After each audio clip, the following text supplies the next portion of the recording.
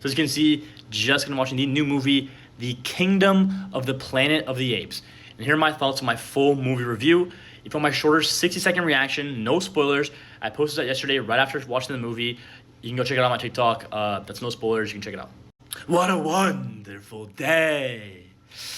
That's my attempt at Kevin Durant's Proximus Caesar. Not nearly as close as him. He does a much better job. You can go check it out in the actual movie or even the trailers. You know, it has that scene.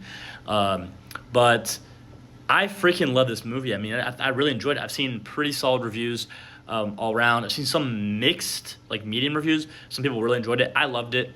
I'll say I've not seen the original like Planet of the Apes movies. I think there might be some books, so I haven't read those. But the previous trilogy, you know, Rise, Dawn, and War, I really enjoyed, especially Dawn and War. Great movies. I love Caesar. I mean, he's one of the best protagonists in my life that I've seen growing up. You know, even though he's a freaking ape, but you know, Andy Serkis with him does an insane job. And so I was excited for this movie, but didn't know what to expect. You know, and I love the way they took it because they could have easily like made it into like a sequel, but like maybe I was expecting it to be like Caesar's son or something, right? Or I know I guess his son's died, but I expected it to be like maybe, you know, a generation after Caesar, like pretty close proximity, sort of just continuing that story. But no, they take it 300 years down the line, I believe, and you know Caesar's long gone, but it's just there's new generations of apes, and they all have their own clans, and they have their own ideas, and they have these ideologies. Some apes don't even know who Caesar was.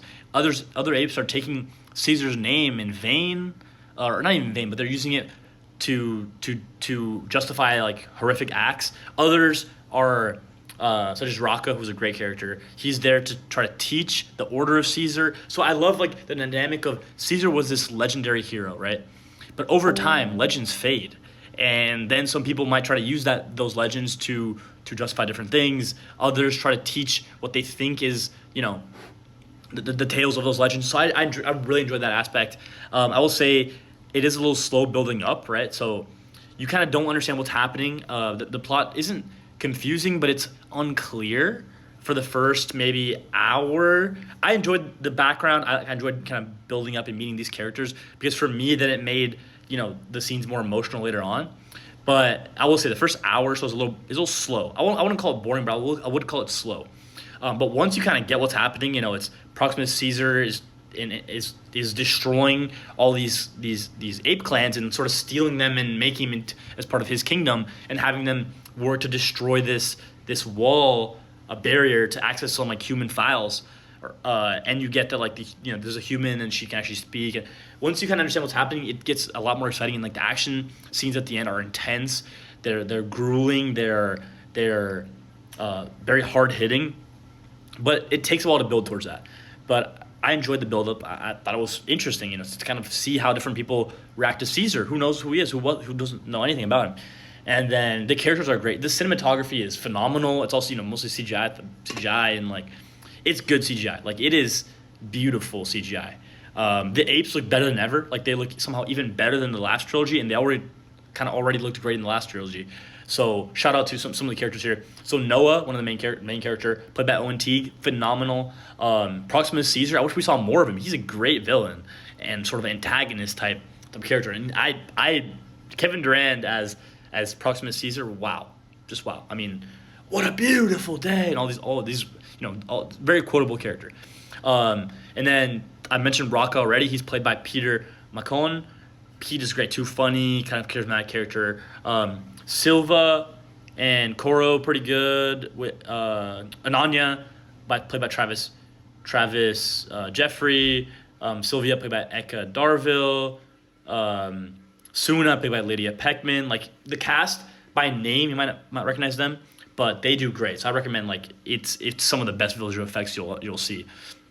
And then the Nova character, May, like the female character, she's like a little annoying, but like because she's an outsider, so she's kind of like a pest initially, but then kind of notices her group, and actually kind of annoyed me. She pisses me off a little bit, but because she plays her character well, so it's not because like, I don't like her. She didn't do. She does a great part in being a classic human who wants to think of only about themselves, really, and sort of betray it. But you'll see, you'll kind of see from there. William H Macy's in this from Shameless. He's kind of funny, but he felt out of place because like I know him from just Shameless, and so when I see him in there, I'm sort of like, what is this guy doing here? But he's fine. But overall, phenomenal movie. I'm excited for this upcoming trilogy now. I think they're gonna make, and I hope things continue to do well because these Apes movies are phenomenal.